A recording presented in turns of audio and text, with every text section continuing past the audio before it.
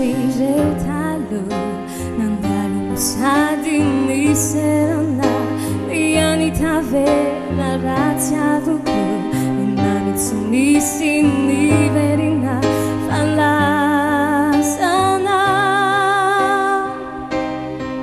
amela, anazanuna vusumbiñaza, nadewe ni feuna sareku.